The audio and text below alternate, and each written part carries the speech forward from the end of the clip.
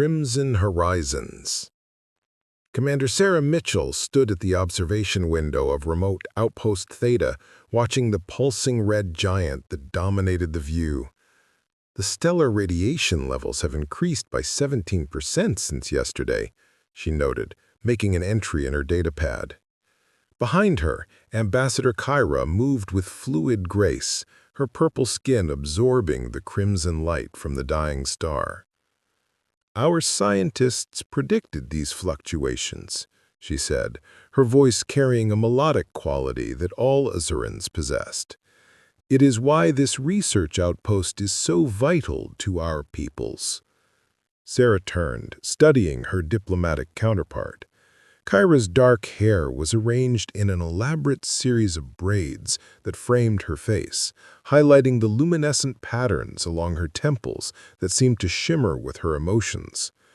Though they had been stationed together for nearly 4 months, Sarah still found it difficult to read the ambassador's expressions.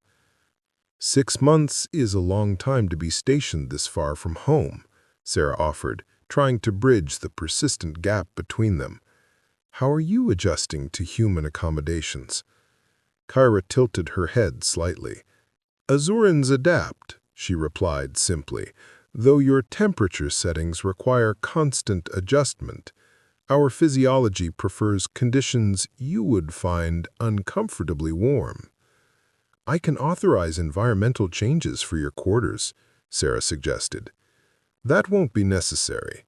Kyra's violet eyes met Sarah's.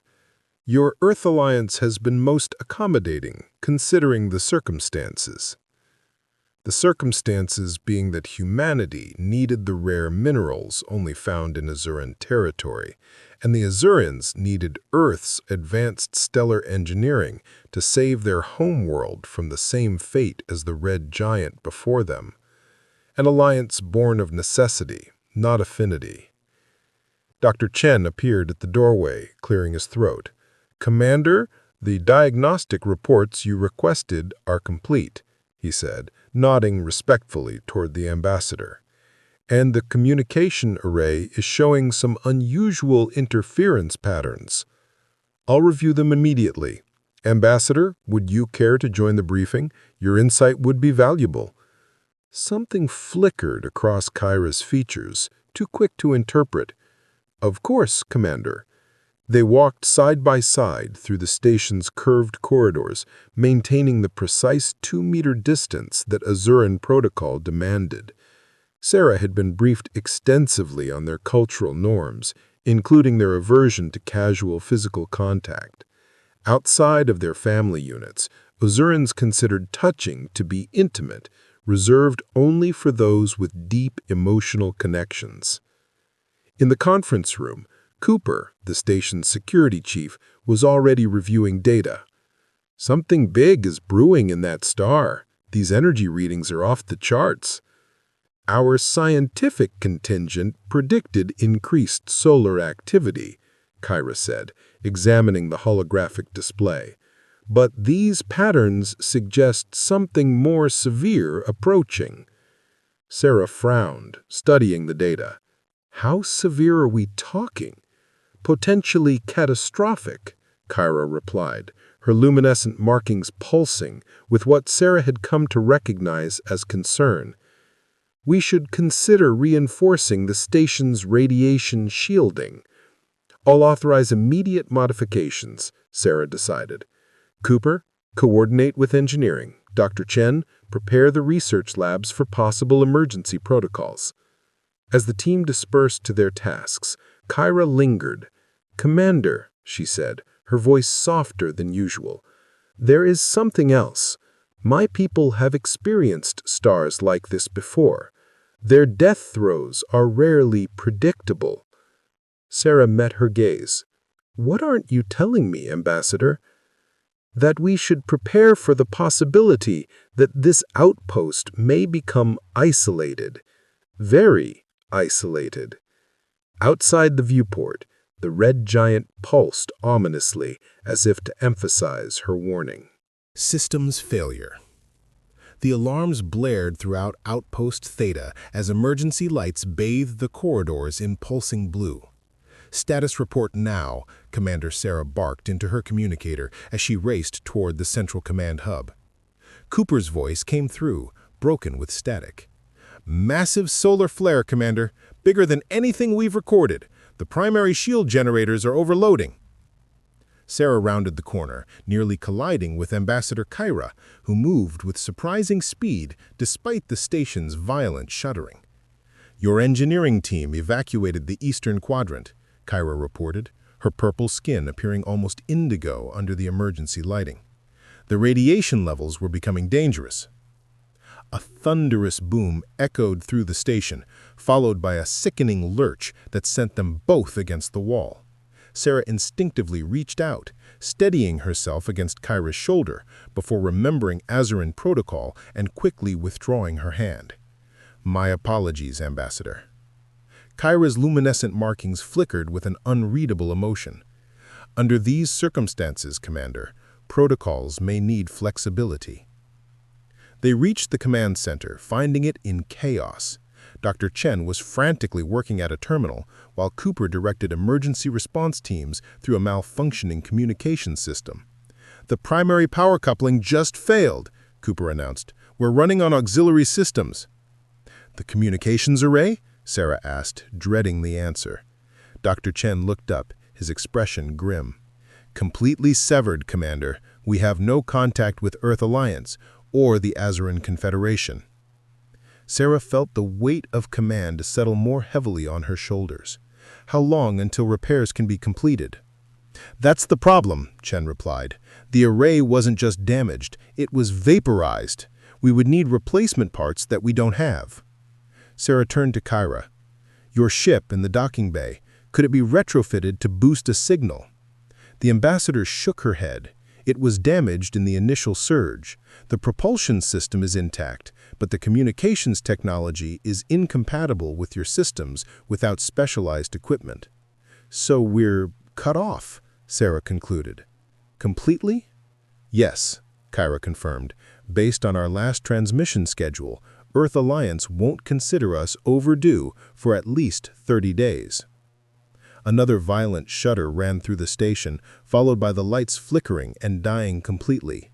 Darkness enveloped them until the secondary emergency systems engaged, casting everything in dim red illumination. That can't be good, Cooper muttered. Sarah moved to the environmental control station. We've lost primary life support, she announced. Auxiliary systems are functioning, but at reduced capacity. Commander, Dr. Chen called urgently. The hydroponics lab is showing critical temperature fluctuations. The cooling system is failing. That's our food source, Sarah said. Cooper, take a team and stabilize those systems manually if necessary. As Cooper departed, Kyra moved beside Sarah, studying the station schematics. The eastern quadrant shields are failing completely, she observed.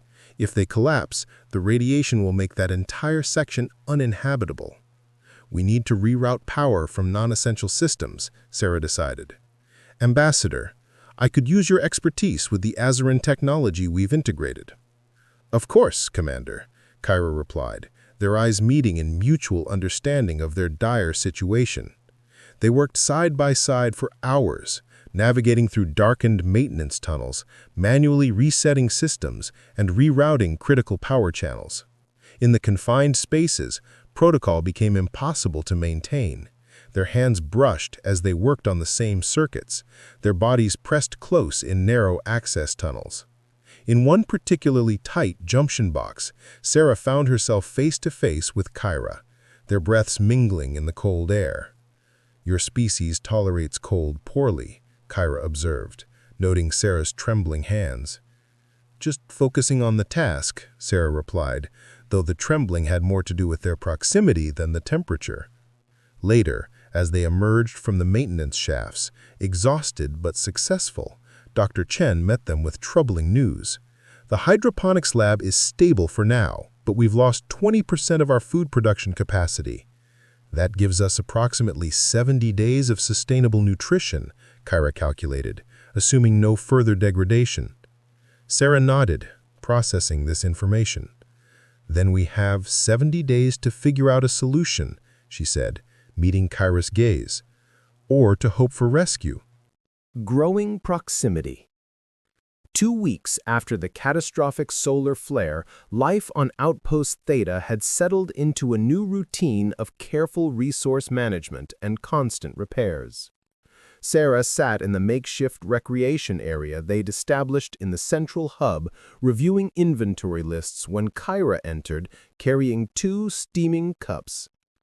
Dr. Chen has created a tea substitute from the surviving hydroponics, Kyra explained, offering 1 cup to Sarah.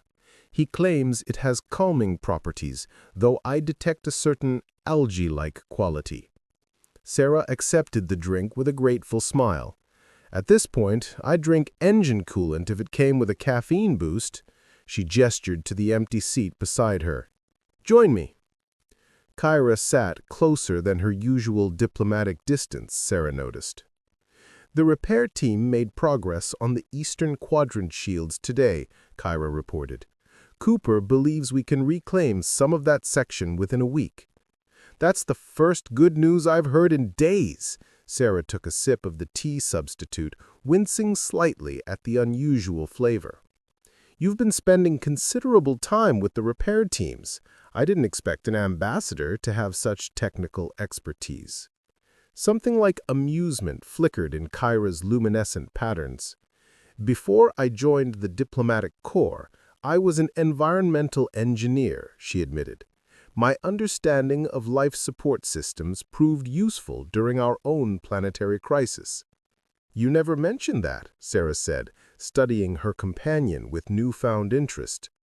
Azoran Protocol discourages sharing personal history in professional contexts, Kyra replied, though I'm beginning to see the limitations of such restrictions. They sat in comfortable silence for a moment, watching through the viewport as the red giant pulsed in its dying throes. Outside the safety of the station, death loomed.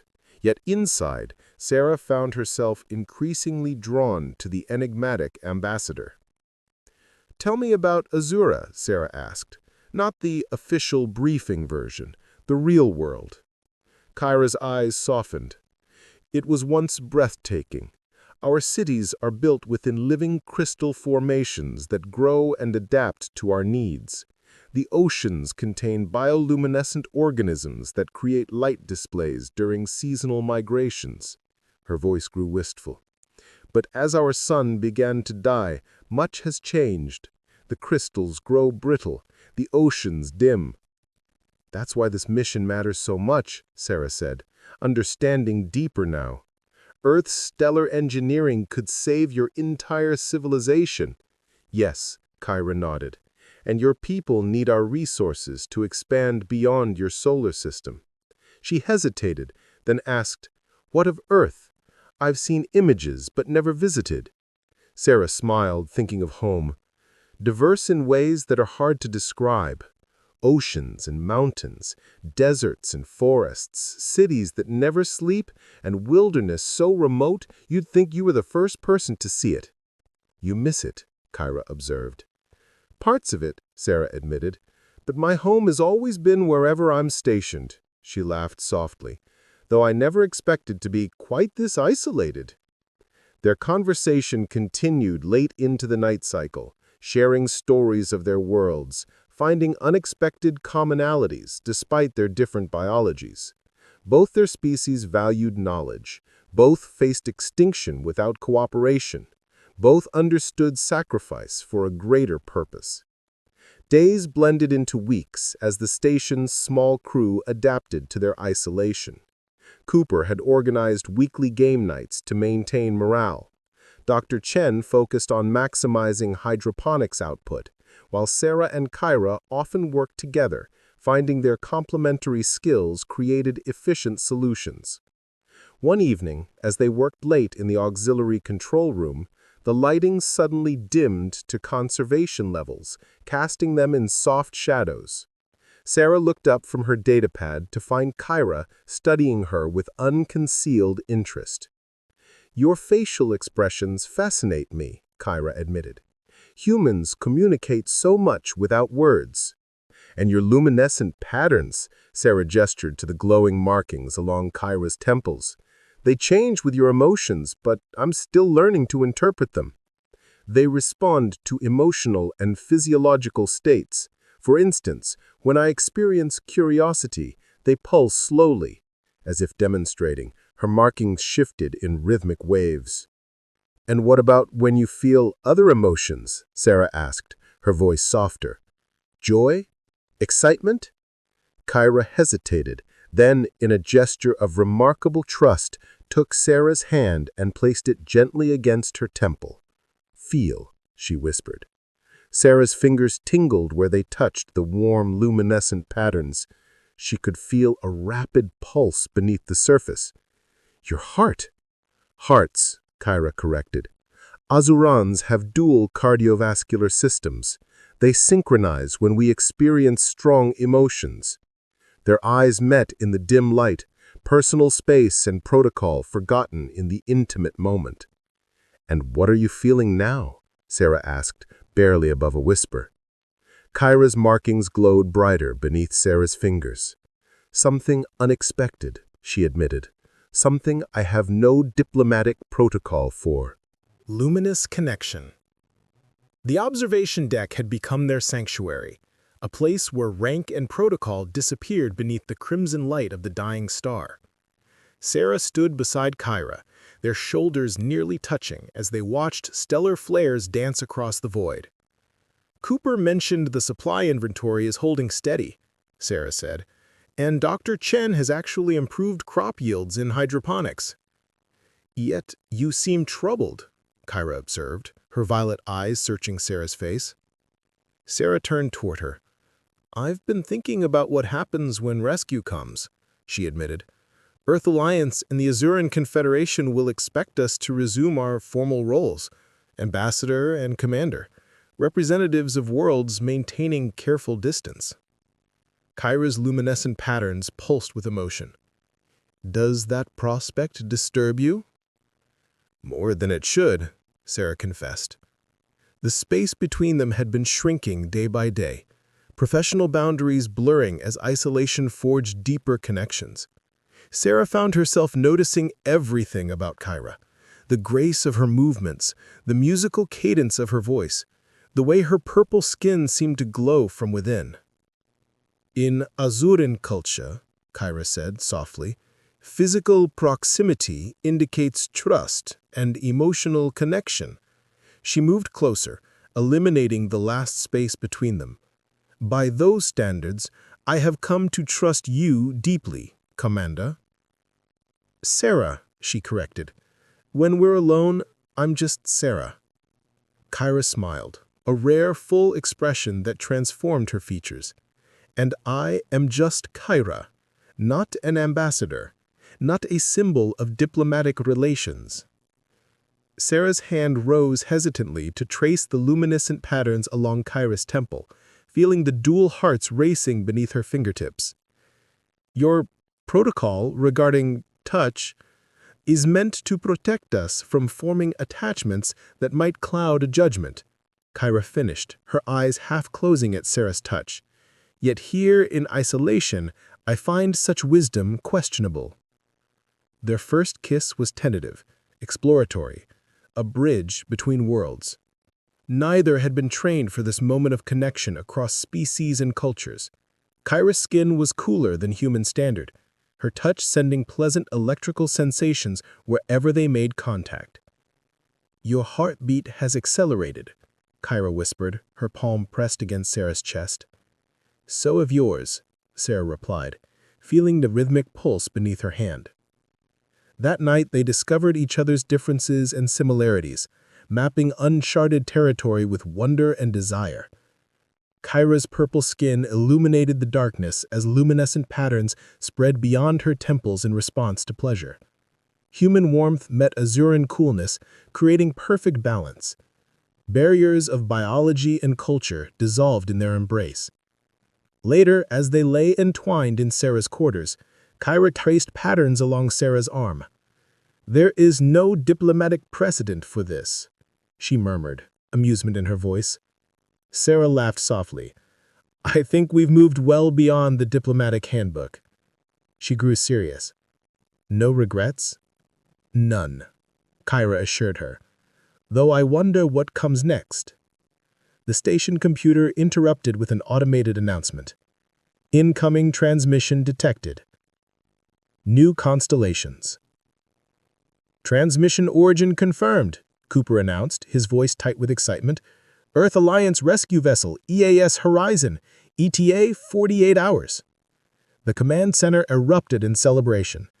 Dr. Chen actually whooping with joy while Cooper began preparing docking protocols. Sarah should have felt relieved. Instead, she met Kyra's gaze across the room, seeing her own complicated emotions reflected in those violet eyes. Commander, a moment, Kyra requested, formally leading them to the privacy of Sarah's office. Once the door closed, her diplomatic mask fell away. This changes everything. Does it have to? Sarah asked, taking Kyra's hands in hers. My diplomatic posting was temporary. The Confederation will recall me to oversee implementation of Earth's stellar engineering technology. And I'll be reassigned. Sarah nodded, understanding the reality they faced. Light years apart. They spent their remaining hours of isolation in bittersweet closeness, documenting the station's status for the rescue team while stealing private moments whenever possible. Their last night, they stayed awake watching the red giant through the observation window. I've requested a permanent liaison position with Earth Alliance, Kyra revealed as dawn approached. It would mean leaving Azura, possibly for years.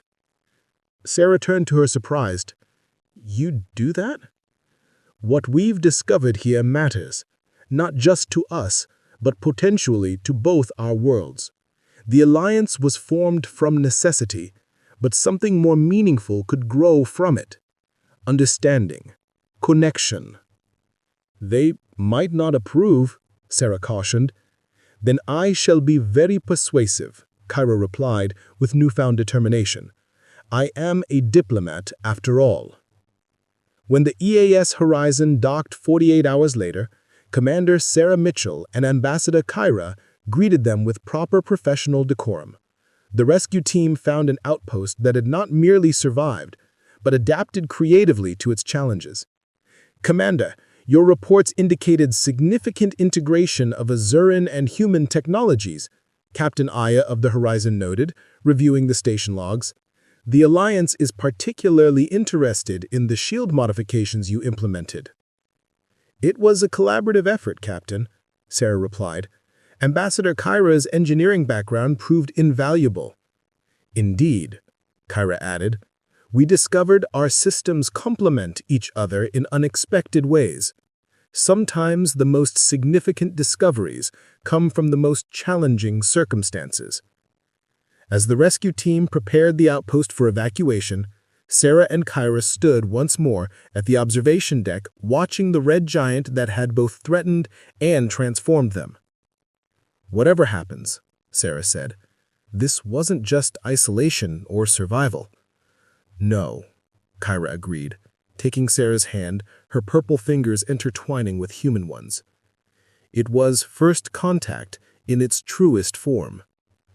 The dying star pulsed outside the viewport as if in agreement, while inside the station, two beings from different worlds stood together, hand in hand, creating a new constellation of possibility.